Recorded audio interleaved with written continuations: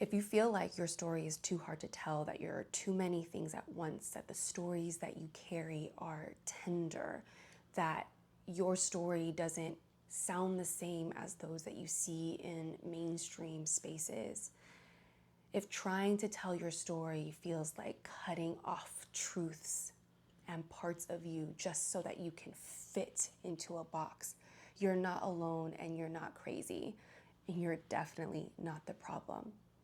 The problem is that colonization has eroded safe story spaces and intentionally tried to flatten our stories, flatten our very existences and our truths and the rich lineage that we carry in ourselves. And this is by design because, see, the people whose stories don't fit into the dominant narrative are the people that capitalism and colonization benefit off of erasing, subjugating, reducing into labor and resources to be used up and cast away.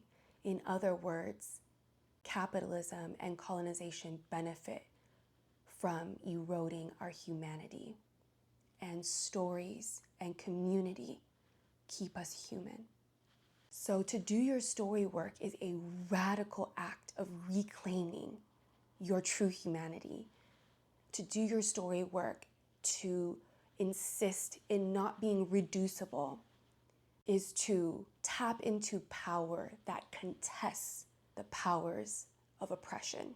It starts by telling truer, deeper, richer, more layered stories to ourselves about ourselves. It starts by remembering.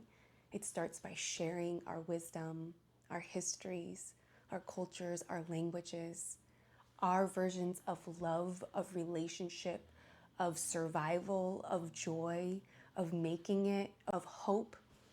And these stories don't fit the formulas and the word limits and the character counts. These stories spiral. These stories are constellations and networks and root systems. And I invite you into this very sacred work. This is how we heal. This is how I've healed, and I'm still healing and reclaiming my fullest existence today.